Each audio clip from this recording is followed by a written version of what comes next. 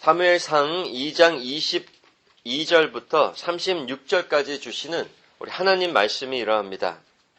엘리가 매우 늙었더니 그 아들들이 온 이스라엘에게 행한 모든 일과 회막문에서 수종드는 여인과 동침하였음을 듣고 그들에게 이르되 너희가 어찌하여 이런 일을 하느냐? 내가 너희의 악행을 이 모든 백성에게서 듣노라. 내 아들아 그리 말라. 내게 들리는 소문이 좋지 아니하니라. 너희가 여호와의 백성으로 범곽해 하는도다. 사람이 사람에게 범죄하면 하나님이 판결하시려니와 사람이 여호와께 범죄하면 누가 위하여 간구하겠느냐 하되 그들이 그 아비의 말을 듣지 아니하였으니 이는 여호와께서 그들을 죽이기로 뜻하셨음이었더라. 아이 사무엘이 점점 자라매 여호와와 사람들에게 은총을 더욱 받더라. 하나님의 사람이 엘리에게 와서 그에게 이르되 여호와의 말씀에 너희 조상의 집이 애굽에서 바로의 집에 속하였을 때에 내가 그들에게 나타나지 아니하였느냐? 이스라엘 모든 지파 중에서 내가 그를 택하여 나의 제사장을 삼아 그로 내 단에 올라 분향하며 내 앞에서 에봇을 입게 하지 아니하였느냐? 이스라엘 자손에 드리는 모든 화제를 내가 내 조상의 집에 주지 아니하였느냐? 너희는 어찌하여 내가 나의 처소에서 명한 나의 제물과 예물을 밟으며 내 아들들을 나보다 더 중히 여겨 내 백성 이스라엘에 드리는 가장 좋은 것으로 스스로 살찌게 하느냐? 그러므로 이스라엘 하나님 나 여호와가 말하노라. 내가 전에 내 집과 내 조상의 집이 내 앞에 영영히 행하리라 하였으나 이제 나 여호와가 말하노니 결단코 그렇지 아니하리라. 나를 존중히 여기는 자를 내가 존중히 여기고 나를 멸시하는 자를 내가 경멸히 여기리라. 보라, 내가 내 팔과 내 조상의 집 팔을 끊어 내 집에 노인이 하나도 없게 하는 날이 이를지라. 이스라엘에게 모든 복을 베푸는 중에 너는 내 처소에 환난을 볼 것이요 내 집에 영영토록 노인이 없을 것이며 내 단에서 내가 끊어버리지 아니할 너희 사람이 내 눈을 쇠잔케 하고 내 마음을 슬프게 할 것이요 내 집에 생산하는 모든 자가 젊어서 죽으리라. 내 두 아들 홈니와 비느하스가 한 날에 죽으리니 그 둘에 당할 그 일이 내게 표징이 되리라. 내가 나를 위하여 충실한 제사장을 일으키리니 그 사람은 내 마음 내 뜻대로 행할 것이라. 내가 그를 위하여 견고한 집을 세우리니 그가 나의 기름 부음을 받은 자 앞에서 영구히 행하리라. 내 집에 남은 사람이 각기 와서 은 한 조각과 떡 한 덩이를 위하여 그에게 엎드러 가로되 청하노니 내게 한 제사장의 직분을 맡겨 나로 떡 조각을 먹게 하소서 하리라 하셨다 하니라. 아멘. 기도하겠습니다. 하나님 아버지, 예수님 안에서 천국 제사장으로 부르신 성도들에게 하나님께서 말씀하여 주시사 예수님과 같은 천국 제사장의 삶이 무엇인지 우리의 부르심과 소명이 무엇인지 밝히 깨닫게 하여 주시옵소서. 이 시간을 성령님께 맡기오며 예수님 이름으로 기도드렸습니다. 아멘.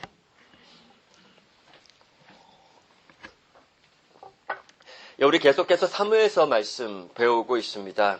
우리가 지난주일에 살펴보았던 말씀 여러분 생각나시나요? 하나님의 왕국이 회복되어 세워질 때에 무엇이 먼저 바뀌고 있었는가?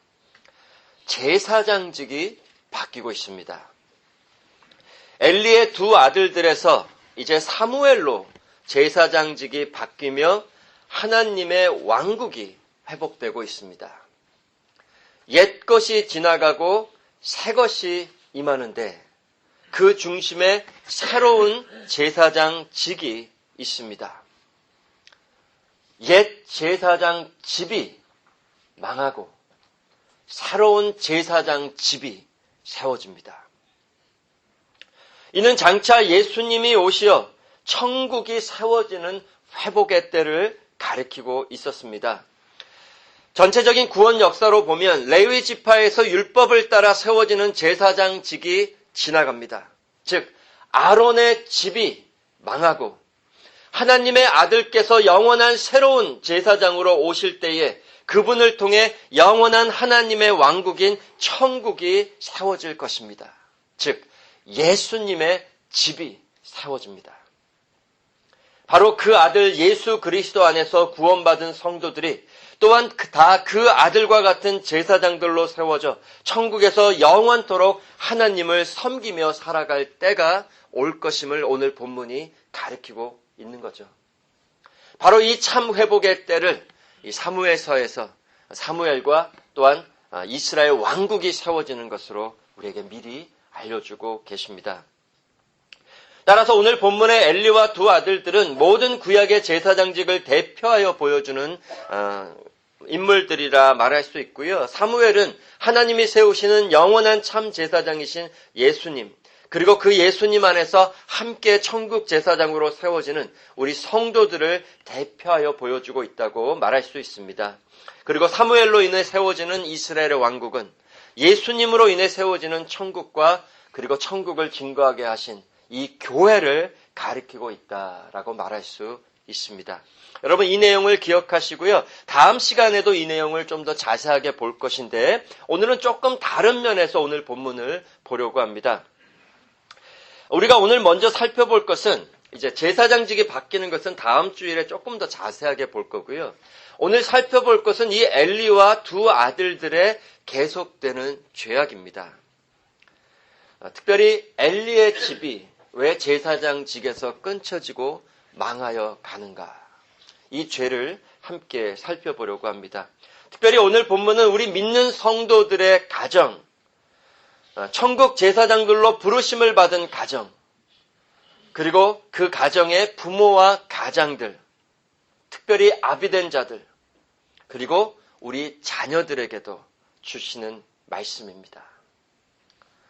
우리의 삶을 돌아보고 우리의 부르심이 무엇인가를 다시 한번 깨닫고 천국 제사장 된 가정으로 부모 자식 간의 관계로 굳게 세우라는 말씀으로 함께 오늘 본문을 살펴보기를 원합니다. 먼저 22절에서 25절을 보시기 바랍니다. 오늘 본문 verse 22 through 25. 엘리가 매우 늙었더니 그 아들들이 온 이스라엘에게 행한 모든 일과 회막문에서 수종드는 여인과 동침하였음을 듣고 그들에게 이르되 너희가 어찌하여 이런 일을 하느냐? 내가 너희의 악행을 이 모든 백성에게서 듣노라. 내 아들아 그리 말라. 내게 들리는 소문이 좋지 아니하니라. 먼저 이 말씀부터 보겠습니다. 엘리의 두 아들들이요 이스라엘의 당시 제사장들이었던 홈니와 비느하스가 너무나 악했습니다. 우리가 지난 시간에도 보았지만 그들을 가리켜서 누구의 아들들이라 그랬죠? 벨리알의 아들들이라는 표현을 썼죠. 매우 악했다라는 표현이 원어로 보면 벨리알의 아들들, 사단의 자식들이었다. 하나님 교회의 예배를 인도하는 제사장이 사단의 자식들이었다라고까지 표현을 하십니다. 그리고 계속해서 그들의 죄를 알려주십니다. 그들이 여호와를 알지 못했다. 여호와와는 전혀 관계없이 제사장 사역을 했다는 거죠. 여호와의 제사를 멸시하였다. 하나님의 예배가 그들의 첫 번째 본분이 아니었고 제사를 멸시했다. 그리고 오늘 본문을 보면 성전에서 수종드는 여인과 동침하기까지 했다라고 말씀을 하십니다. 따라서 엘리가 이 모든 것을 듣고 두 아들을 훈계했습니다. 그런데 그 아들들이 아비의 말을 듣지 않습니다. 그리고 22절에 보면 그 이유를 이제 알려주시는데 이제 이유를 계속해서 볼 거예요. 그런데 첫 번째 이유를 이렇게 알려주세요. 먼저 당시 엘리가 매우 늙었다. 그 말은 무슨 뜻일까요? 그 아들들이 이미 다 컸다는 거예요. 그 아들들이 이미 장성한 아들들이었다라고 말씀을 하십니다. 이것이 무엇을 알려주는 거냐 하면 엘리는 아비로서 자기 아들들을 어려서부터 말씀 안에서 가르쳐야 했고 그 아들들은 하나님 말씀을 순종하듯 아비의 말을 어려서부터 순종하며 자라야 했다는 거죠.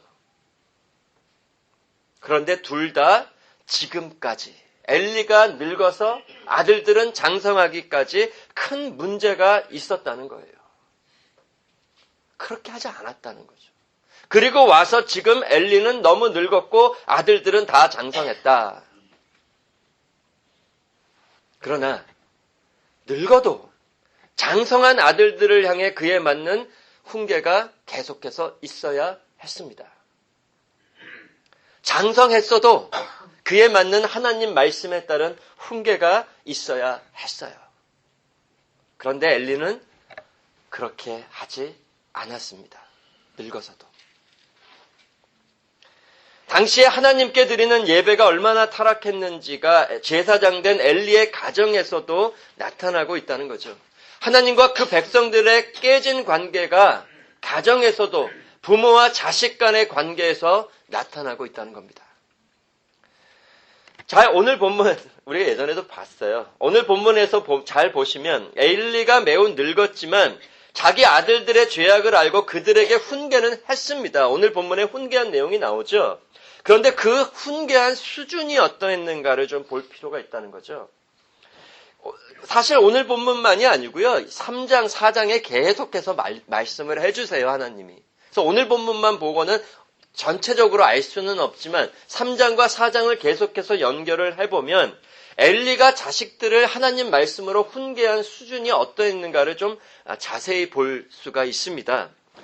엘리가 정말 하나님의 기쁘신 뜻을 따라 마치 하나님이 하시듯 하나님의 마음으로 하나님을 대신하여 그 아들을 훈계하거나 양육했는가? 그래서 먼저 그 아들들의 죄악을 하나님 앞에서 심각하게 여기고 정말 하나님 마음으로 애타하며 자기부터 회개하는 마음으로 하나님의 은혜를 붙들고 간절한 마음으로 그 아들들의 죄를 다루어 주었는가? 그렇지 않았다는 겁니다. 이렇게 타락한 그 아들들을 제사장직에서 물러나게 할 만큼의 징계는 절대 내려지지 않았다는 거죠. 벨리엘의 아들들이었는데 여호와도 알지 못하고 여호와의 제사를 멸시하는 그 아들들이 제사장으로 있었는데도 엘리가 그것을 알면서도 징계를 내리지 않았어요.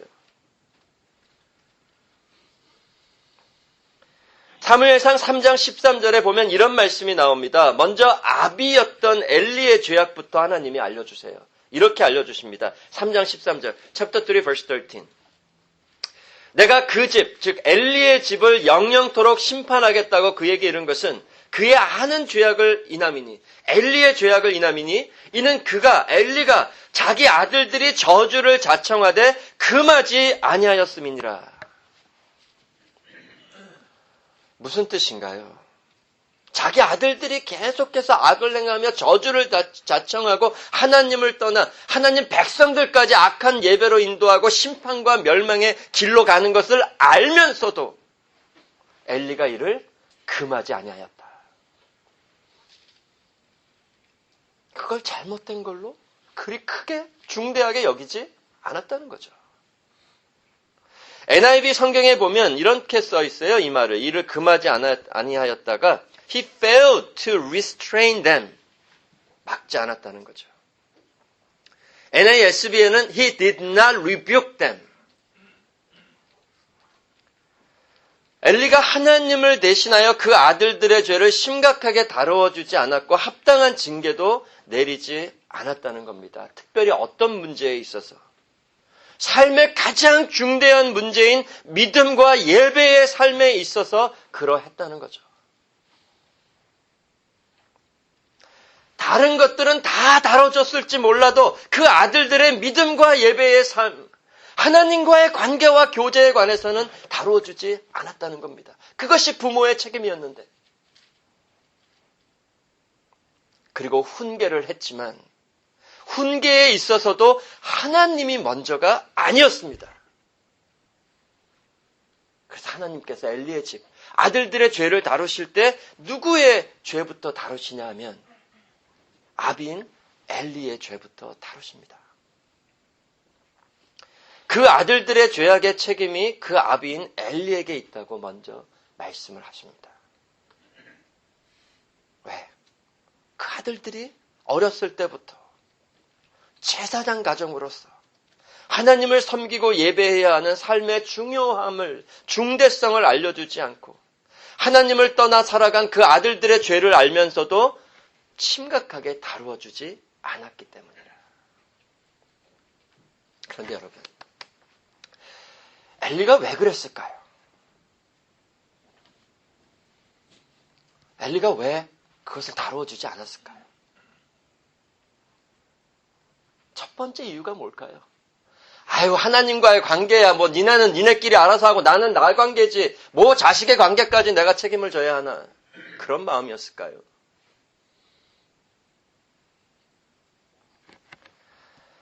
이유가 있다는 거죠. 우리가 계속해서 보겠지만 첫 번째 이유는 엘리도 그 아들들과 별로 다르지 않았다는 거예요. 그 두 아들들과 같은 마음이었다는 겁니다. 그 두 아들들처럼 드러내고 악을 행하지는 않았을지라도 그 엘리도 함께 타락해서 제사장의 부르심을 망각하고 하나님과 백성들을 먼저 섬기려고 하지 않았고 하나님 말씀 따라 하나님을 예배하지도 않았고 그 삶에 있어서 자기 자신이 항상 먼저였고 자기 배가 살펴보았죠. 자기 배가 하나님이었기 때문에 자기 아들들이 하나님을 떠나 말씀을 떠나 예배의 삶에서 타락하고 자기들의 정욕을 따라 온갖 악행을 저지르는데도 그들의 죄를 심각하게 다루어주지 않았다는 겁니다. 아니, 다룰 수가 없었어요.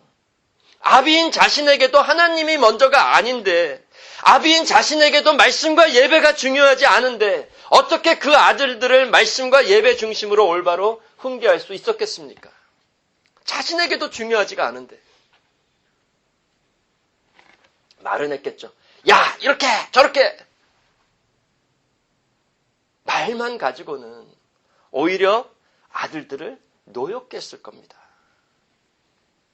왜? 아니, 아버지는 자기도 안 그러면서 우리한테는 왜 이렇게 저렇게 노엽게 하는 거예요, 그거는. 29절에도 보면 그래도 당시 엘리가 이스라엘의 제사장이었기 때문에 그 아들들의 죄악을 사람들에게서 듣고 훈계를 했습니다. 그런데 어떤 말로 먼저 훈계를 했는지를 볼 필요가 있어요. 23절 24절에 그들에게 이르되 아들들에게 이르되 너희가 어찌하여 이런 일을 하느냐 내가 너희의 악행을 이 모든 백성에게서 듣노라. 내 아들아 그리 말라 내게 들리는 소문이 좋지 아니하니라. 이 말씀 한번 잘 보세요. 엘리가 아들들을 훈계하고 꾸짖을 때에 가장 먼저 하는 말이 무엇이냐 하면 내 아들들아, 야, 소문이 안 좋다.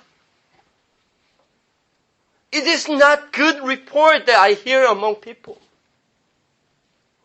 물론 그 뒤에 하나님 앞에서 잘하라는 얘기도 해요. 그러나 그 아들들에게 처음 한마디라도 했던 이유, 아들들에게 그런 훈계라도 했을 수밖에 없던 이유가 무엇이냐 하면 사람들 때문이었다는 거죠. 사람들에게서 그런 소리를 들으니까 그제서야 얘기한다는 겁니다. 아니, 그 전까지 몰랐어요? 자기 아들들이 어떤 죄 범하는지? 앞뒤가 바뀌어 있다는 거죠. 엘리는 지금 누가 무서운 거냐면 하나님이 아니에요. 사람들이 무서운 겁니다. 자식들 혼내는 것도 주위 사람들의 눈 때문이에요. 하나님 때문이 아니라. 왜? 백성들이 뭐라고만 안 했으면 계속 그냥 내버려뒀을 거예요.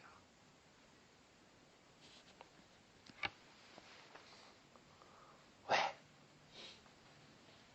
지금까지는 아들들의 죄를 알고도 다뤄주지 않고 가만히 있다가 사람들이 뭐라고 하니까 한마디 합니다. 왜 그랬을까요? 엘리나 그 아들들이나 다 백성들에게서 자기 유익을 취하는 자들이었기 때문에 싹군 같은 목자들이었기 때문에 하나님보다 백성들이 더 신경 쓰였습니다. 자기 밥줄이거든요.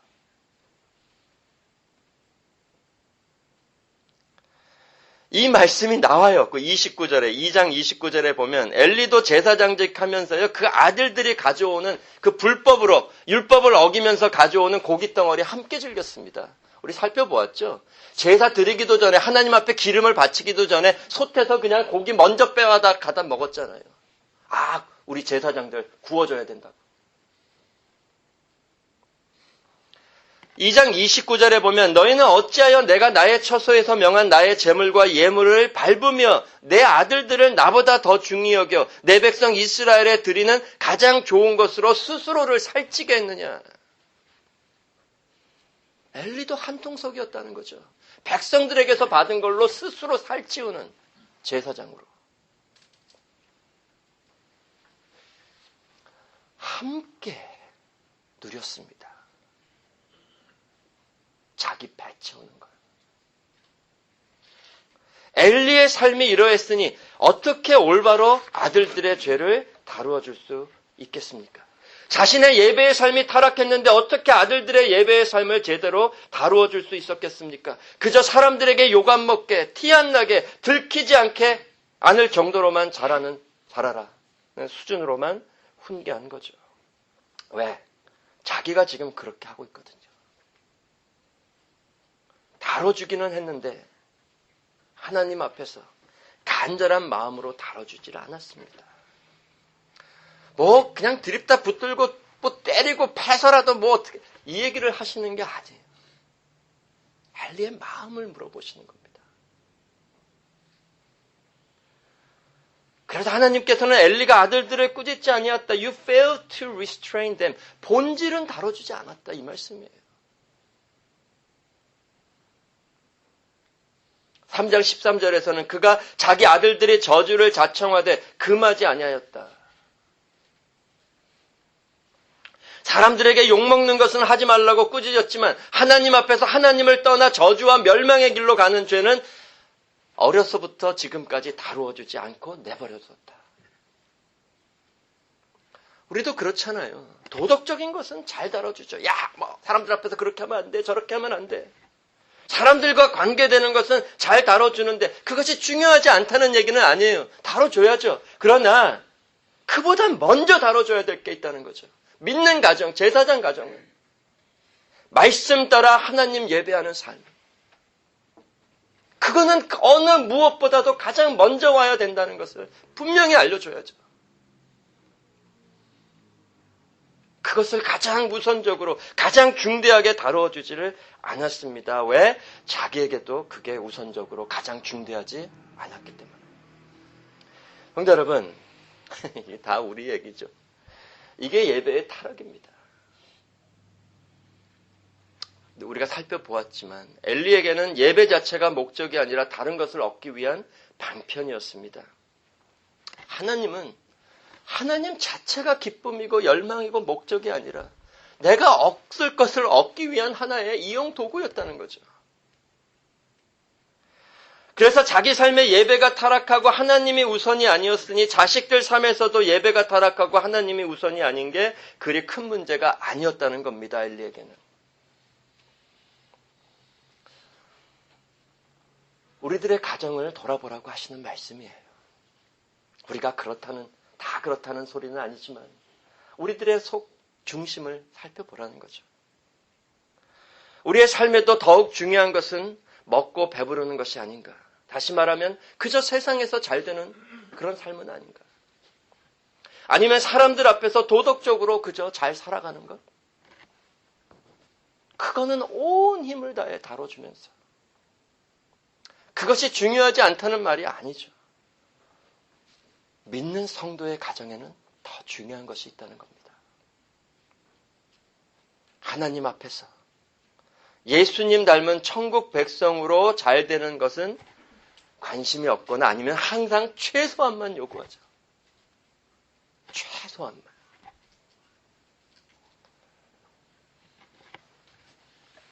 성도 여러분,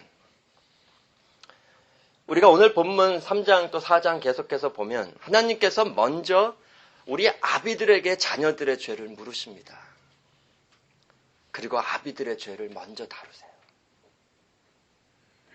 하나님께서는 먼저 우리 예배의 삶이 자식들에게 본이 되지 않은 것을 회개하기를 원하십니다. 그리고 정말 하나님의 사랑으로 우리가 애타하며 하나님을 무시하고 말씀과 예배를 떠나 하나님 없이 살아가려고 하는 우리 자녀들의 삶을 가장 중대하고 우선적으로 여기고 위에서 기도하며 어떻게 해서든지 다루어 주기를 원하십니다. 물론 거기에는 많은 지혜와 오래 참음이 필요하죠. 그저 말 몇 마디 하는 걸로 되지는 않죠. 하나님께서는 먼저 어떻게 이끌어주라고 하시나요? 본이 되어 이끌어주라고 하시죠.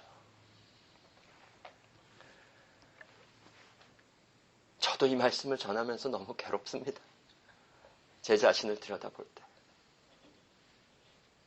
그러나 우리 자녀는 부모들의 책임입니다. 엘리가 매우 늙고 그 아들들이 다 장성해도 엘리의 책임을 먼저 물으세요.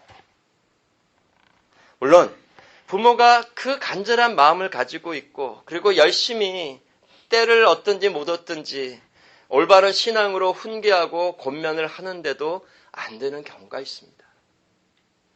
저희 교회에도 제가 그 마음을 알죠. 부모님들의 그 애타고 간절한 마음.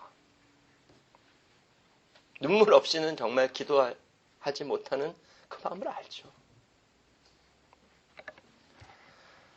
나중에 사무엘에서 들어가면 사무엘의 아들들도 그랬습니다. 사무엘 아들들은 좀 나았는가? 그렇지 않았다는 거죠. 엘리의 아들들과 똑같은 죄를 범하는 제사장들이었습니다.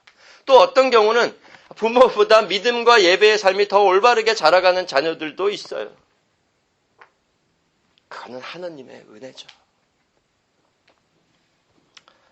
우리는 마음은 원이지만 우리 부모된 자의 삶을 들여다보면 정말 허물이 많고 너무나 부족합니다. 본이 되어 이끌어주는 것. 말씀은 맞는데 그렇게 본이 안 된 것 같아요. 설교 중에 제 말씀을 드려서 죄송하지만 저도 목사로 성도로서뿐 아니라 남편으로 아비로 갈수록 또 애들이 자라고 그럴수록 더욱 부족하고 할 수 없다는 것을 느끼게 되죠. 그런데 너무나 감사한 것이 있죠. 우리보다 우리 자녀들을 사랑하시는 참 하늘 아버지께서 계시고 또 우리 주님이 계시다는 겁니다. 그래서 우리는 그 하나님 아버지의 사랑과 예수님의 은혜를 붙들고 기도하며 오래 참음으로 우리 자녀들의 믿음과 예배의 삶을 돌아보고 우리 주님께로 인도해 주는 거죠. 우리가 잘하고 못하고 우리가 얼마나 본이 잘 됐고 또 부족했고를 떠나 하나님께서는 우리 안에 이러한 마음이 있는가 없는가를 먼저 돌아보라고 하시는 겁니다.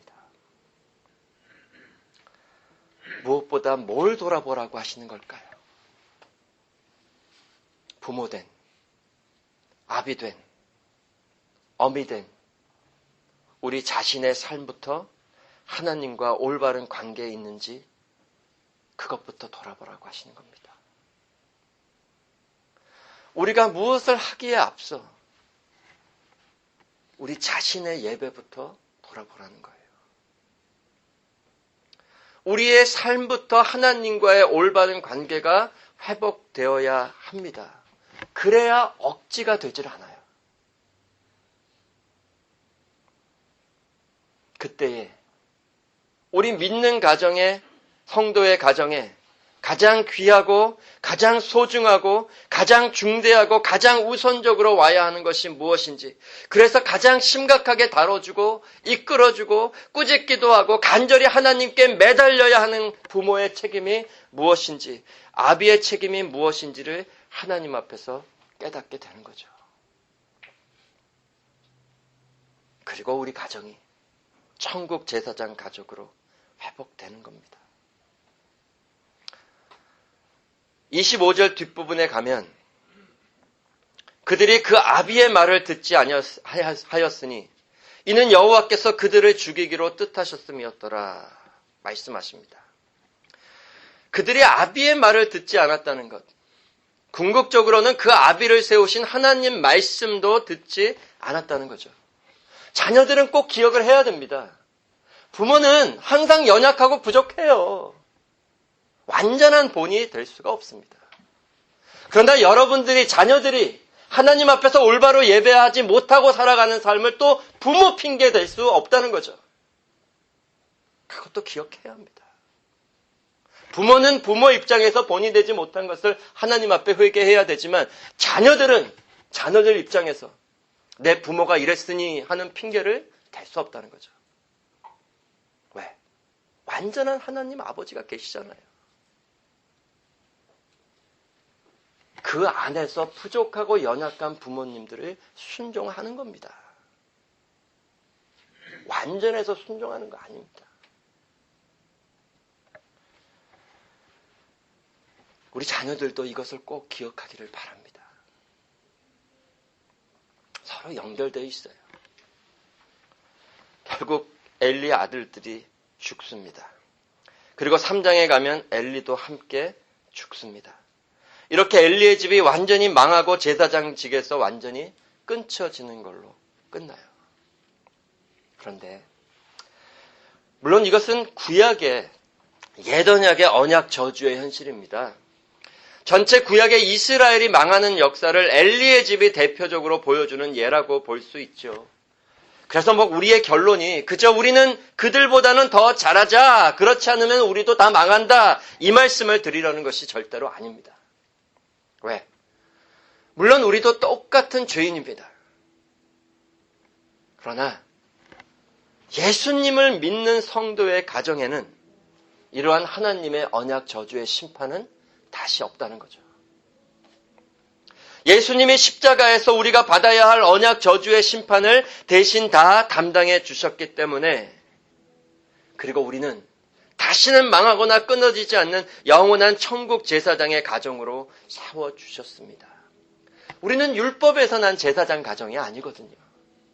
예수님의 은혜로 세워진 제사장 가정이기 때문에 엘리의 집처럼 망하는 것은 없습니다. 그러나 그렇기 때문에 더욱 하나님께서는 오늘 본문에서 알려주시는 말씀의 가르침을 분명히 깨달아 알라고 하시는 거예요. 무엇보다 예수님 집에, 천국 제사장 된 가정의 집의 부모는 하나님을 대신하는 언약 기관으로 세우셨다는 것을 꼭 잊지 마시기를 바랍니다. 그것이 부모의 가장 첫 번째 책임이고 의무라는 거죠. 늙어도 우리가 죽는 날까지 하나님을 대신해서 키우라, 훈계하라고 우리 자녀들을 우리에게 맡겨주신 겁니다. 우리 유아세례 줬죠. 유아세례의 의미가 뭐죠? 우리의 자녀들은 그저 내 자녀가 아니라는 거죠. 유아세례 줄 때 아버지와 아들과 성령의 이름으로 세례를 줍니다. 즉 삼위 하나님의 이름이 주어진 하나님의 자녀라는 것을 우리가 인정하는 시간이에요. 그리고 그 자녀들을 하나님 말씀 안에서 하나님을 예배하는 하나님 백성으로 키우겠다고 서약하며 유아세례를 준 겁니다. 그래서 우리는 하나님 올바로 예배하는 삶으로, 하나님 대신하여 하나님 말씀으로 자녀를 양육해야 한다는 거죠. 자식들은 부모에게 주신 하나님의 권세를 잊지 말고, 비록 연약하고 부족한 부모라 할지라도 그 부모님을 하나님 말씀 안에서 하나님처럼 순종해야 합니다. 죄 짓는 것만 아니라면 그 부모의 훈계를 들어야 합니다. 하나님을 바라보며 이 원리를 가정에서 붙들고 살아야 합니다. 우리가 천국 제사장들이 되었기 때문에 더욱 그러해야 한다는 거죠. 이러한 원리가 가정에서 무너지는 것이 예배의 타락과 연결이 되어 있고요. 또한 예배가 타락할수록 가정도 더욱 무너져가서 부모가 말씀으로 양육하는 모습도 사라져가고 자식이 말씀 안에서 부모를 순종하는 모습도 사라져가는 거죠. 그게 지금 이 시대의 모습입니다. 우리 디모데후서 한번 가보시겠어요? 디모데후서 3장 1절에서 5절. 2 Timothy chapter 3 verse 1 through 5.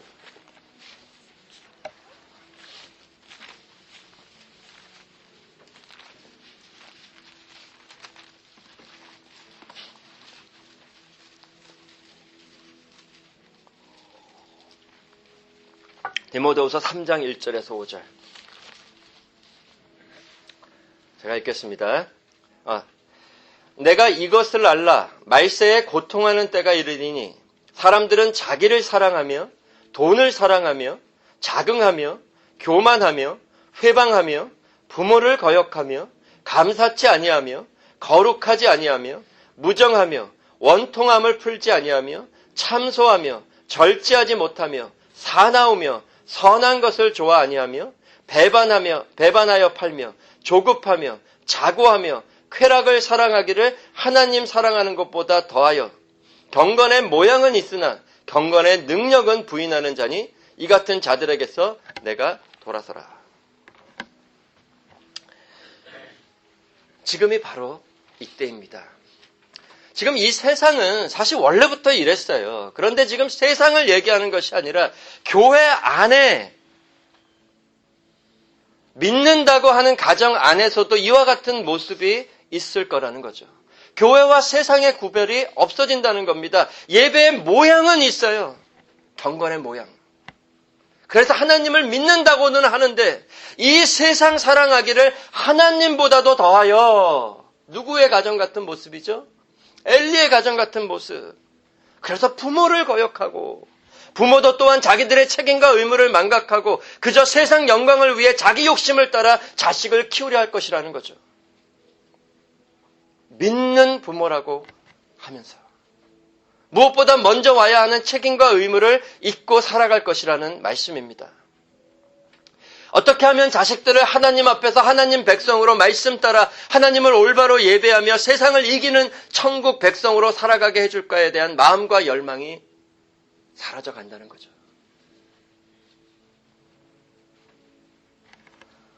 그 또 다른 이유가 무엇인지를 오늘 본문 29절에서는 또 이렇게 알려주십니다. 1 Samuel chapter 2 verse 29.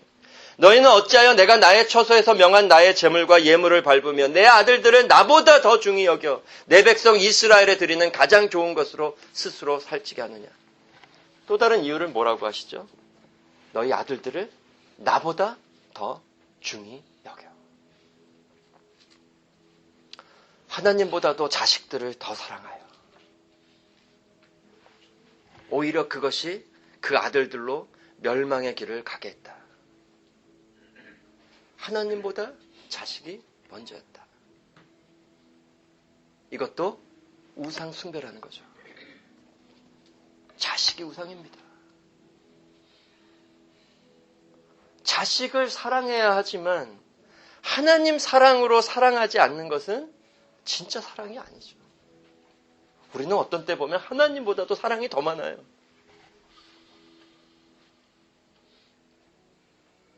세상 죄인들도 이 사랑은 한다고 하십니다. 자기 자식들 다 세상에서 잘 되게는 키우려 해요. 그런데 그 사랑 하다가 망하는 거죠. 당시 이스라엘의 죄악상도 그랬습니다. 결국 교회와 세상과 하나 되는 거고요. 가정도 제사장인 엘리의 가정이 세상 가정과 전혀 다르지 않았고 가정도 세상과 믿는 가정이 똑같아지는 겁니다. 세상 가정에서 자녀들을 키우는 모습, 자녀들이 자라가는 모습과 전혀 다르지 않게 키우고 자라가는 거죠. 지금 우리의 가정은 어떤가? 형제 여러분, 우리는 어떤 사랑을 자녀들에게 하고 있습니까? 어떤 사랑을 주고 계세요?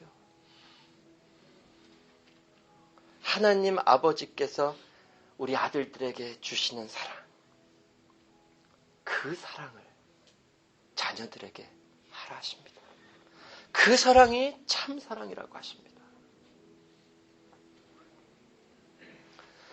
히브리서 12장 5절에서 13절. 조금 길죠? 우리 한 구절만 가보겠습니다. 히브리서 12장 5절에서 13절. Hebrews chapter 12 verse 5 through 13.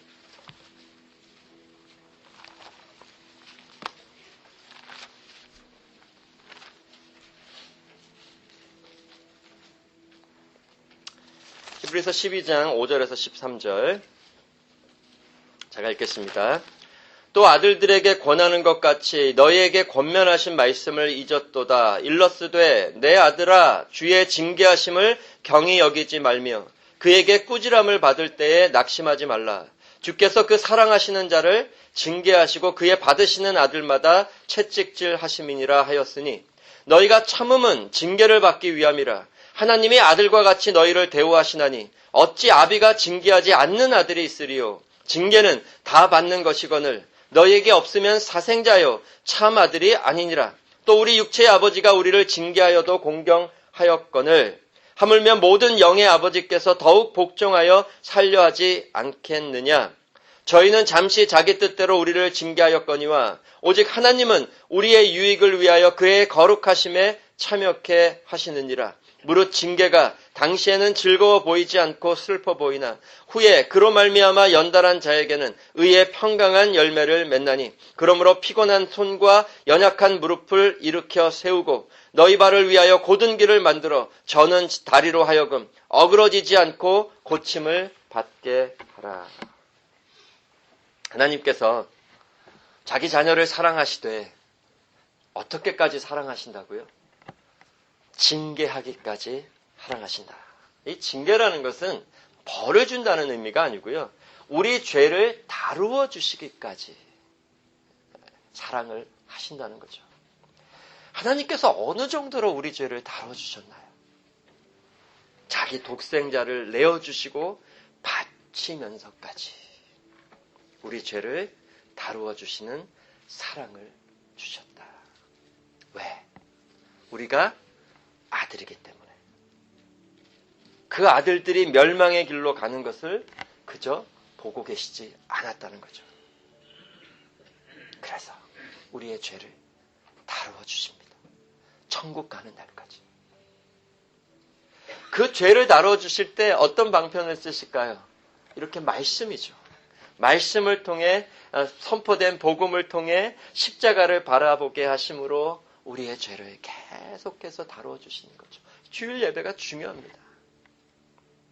때때로 우리 12장에 보면 고난을 통해서도 우리를 돌이키게 하시고 우리의 마음을 부드럽게 해주셔서 또 우리 죄를 다뤄주시기도 하고 또 때때로는 교회를 통해서도 징계를 하시죠. 다룰 만한 충분한 죄가 있으면 교회가 또 하나님 대신 다루어주게 하십니다. 이 사랑을 또 교회가 해야죠. 징계가 없으면 뭐라 그러시죠? 아들이 아니라 사생자라. 엘리는 두 아들들을 사생자처럼 키운 겁니다. 하나님은 우리를 사생자로 키우자고 하십니다.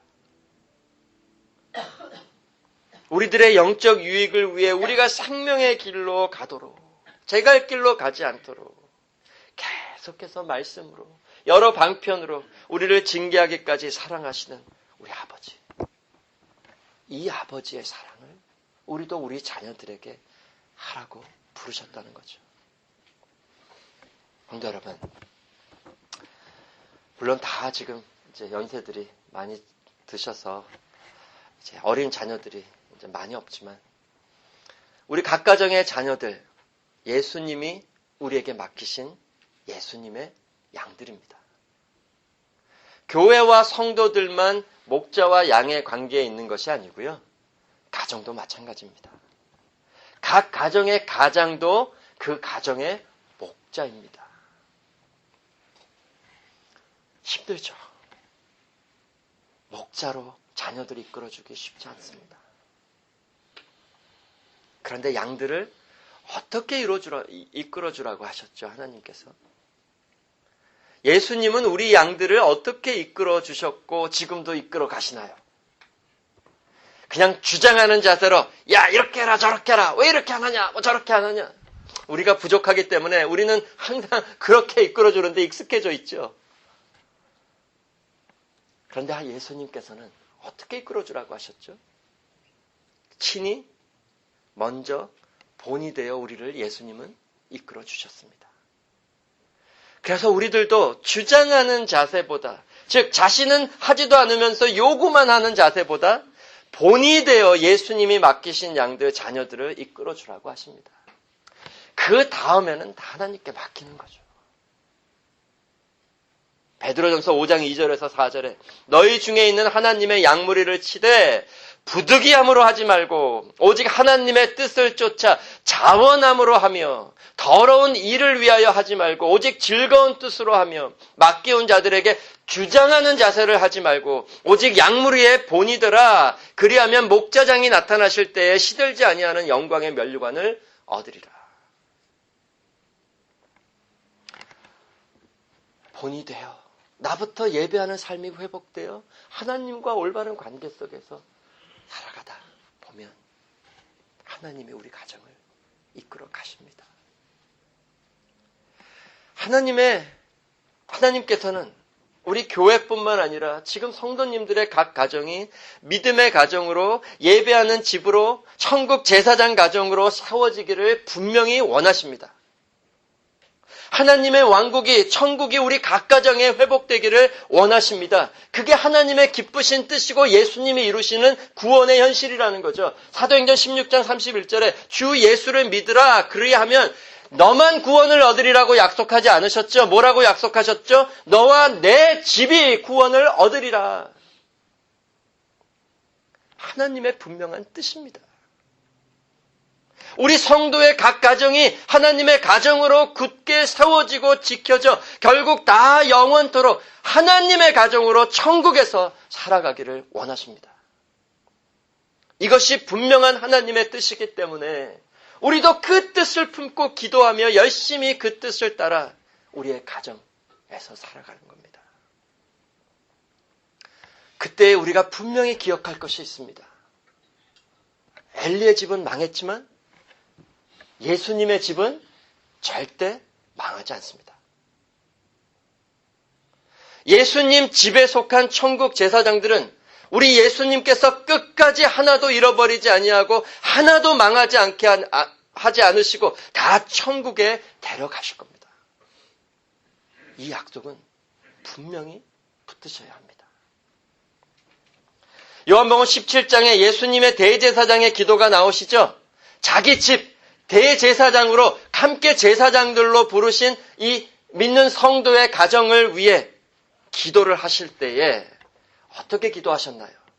요한복음 17장 12절에 내가 저희와 함께 있을 때에 내게 주신 아버지의 이름으로 저희를 보존하와 지켰나이다. 그 중에 하나도 멸망치 아니하고 오직 멸망의 자식뿐이오니 이는 성경을 응하게 함이니이다. 24절에 아버지여 내게 주신 자도 나 있는 곳에 나와 함께 있어 아버지께서 창세전부터 나를 사랑하심으로 내게 주신 나의 영광을 저희로 보게 하시기를 원하옵나이다. 성경을 응하게 하시려고 말씀하신 대로 이루려고 예수님이 이 땅에서 자기 생명을 내어주시기까지 구원하신 자들은 하나도 잃어버리지 아니하였다. 그리고 예수님께서 다시 오시는 마지막 날에 그 말씀하신 바를 다 이루시어 우리 모든 성도들을 천국으로 부르시며 내 백성 중, 내 집에 속한 제사장 중, 내 집에 속한 언약 가정 중, 그 자녀 중 하나도 잃어버리지 않았다고 예수님이 친히 선포해 주실 겁니다. 믿으시기 바랍니다. 이 말씀이 너무나 감사하지 않습니까? 비록 우리는 할 수 없어도 우리 부모들, 우리 가장들, 우리 아비 된 자, 어미 된 자가 너무나 연약하고 부족하여 온전히 우리 자녀들을 인도할 수 없을지라도 우리 예수님은 하실 수 있습니다. 우리는 잠시 잃어버리는 것 같아도 예수님은 자기 자녀 하나도 잃어버리지 않으십니다. 그러므로 우리는 확신을 가지고 구하며 우리에게 주신 부르심을 따라 살아가는 겁니다. 지금도 천국에서 영원한 대제사장으로 자기 백성들을 하나도 잃어버리지 않으시려고 말씀 따라 사역하시는 그 예수님을 먼저 믿으시기 바랍니다. 그리고 우리도 그 예수님의 마음을 품고 천국 제사장으로 우리 가정을 더욱 말씀 따라 하나님 예배하는 가정으로 굳게 세워가는 겁니다. 다시 말씀드립니다. 예수님은 택하신 자녀들이라면 우리 가정의 한 사람도 한 자녀도 잃어버리지 아니하시고 천국에서 영원토록 하나님의 아들들로 살아가게 하십니다. 지금 잠시 떠나 살아가고 있는 우리 자녀들로 인해 마음이 아프지만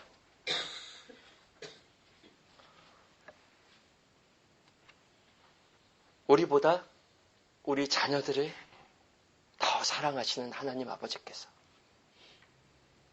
당신의 자녀들은 하나도 잃어버리지 않으실 겁니다.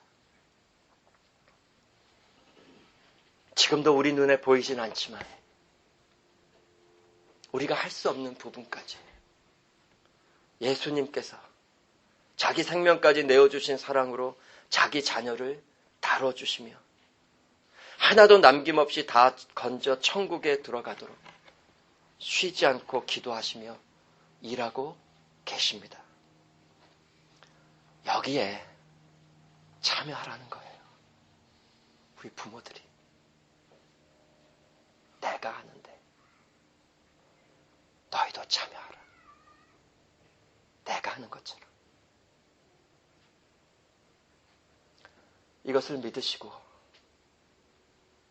힘을 내시고 소망을 잃지 마시고 예수님께 맡기고 기도하시며 더욱 예수님 삶에 참여하여 우리 자녀들, 우리 가족들, 우리 형제 자매들 하나님께로 인도하게 해주시기를 간절히 기도합니다. 무엇보다 먼저 우리 자신이 예수님 안에서 말씀과 예배의 삶으로 회복되어 믿음의 가정, 믿음의 교회를 굳게 세우며 살아가게 해주시기를 간절히 기도합니다. 기도하시겠습니다. 하나님 아버지, 저희들 너무나 할 수 없는 죄인들입니다. 하나님을 예배하는 구원받은 백성들이라고 하면서 우리의 삶을 돌아볼 때에, 우리의 가정을 돌아볼 때에, 우리의 자녀들을 돌아볼 때에 정말 하나님 앞에 회개하지 않을 수 없습니다. 본이 되어 이끌어주지 못했던 우리의 죄, 하나님보다도 우리 자녀들을 더 사랑했던 우리의 죄, 그래서 세상 가정과 다른 바 없이 우리의 자녀들도 그저 사람들 속에서 세상 안에서 잘 되기를 원하며 키웠던 우리의 죄, 하나님 용서하여 주시옵소서. 하나님은 우리를 그렇게 부르시고 그렇게 키우시고 그렇게 자라가게 하지 않으시는데 우리는 하나님 앞에서 그렇게 살았습니다. 하나님 아버지, 우리의 이 죄와 부족함과 연약함을 아시는 하나님 아버지께서 우리 자신뿐 아니라 우리의 자녀들을 인도하시고 양육하시고 지키시고 하나도 잃어버리지 않도록 끝까지 인도하여 주시옵소서. 하나님의 은혜에 간절히 매달립니다. 주 예수를 믿으라. 그리하면 너와 내 집이 구원을 얻으리라 하신 예수님의 말씀에 의지하며 간절히 기도를 드립니다. 우리 각 가정 돌아봐 주시고 우리 부모된 자들의 믿음과 예배와 말씀의 삶이 먼저 회복되게 해주시고 예수님이 하시듯 우리 예수님의 삶과 사역에 참여되어 우리도 각 가정에서 믿음의 가정으로 천국 제사장 된 가정으로 굳게 세워나가도록 함께해 주시기를 간절히 원하오며 예수님 이름으로 기도드렸습니다. 아멘. 성도 여러분, 다 일어나셔서 찬송가 299장 예수께서 오실 때에 우리 하나님께 찬송하겠습니다.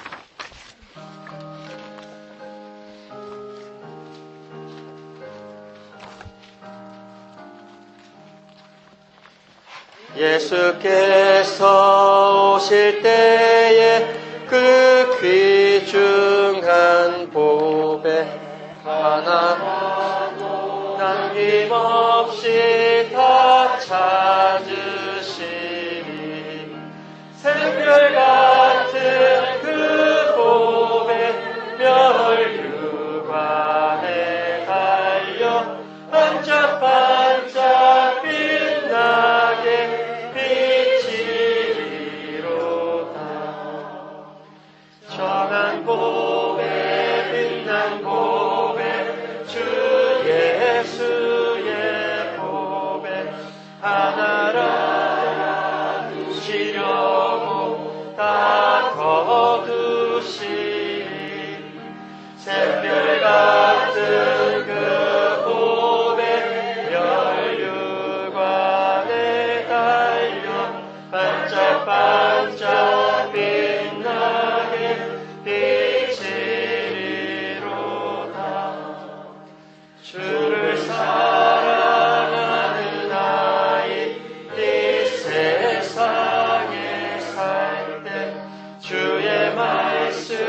순종하며 참고 매로다.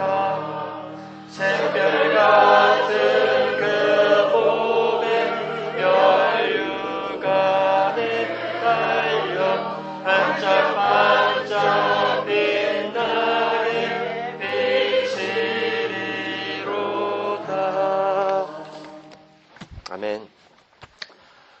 자기 백성들을 사랑하시어 피 흘리시고 그 중에 하나도 잃어버리지 않으시고 빼앗기지 아니하시는 하나님께서 여러분에게 복 주십니다.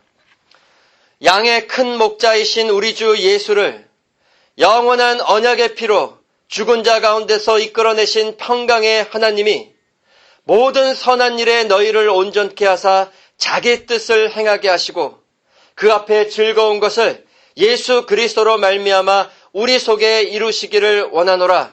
영광이 그에게 세세 무궁토록 있을지어다. 아멘.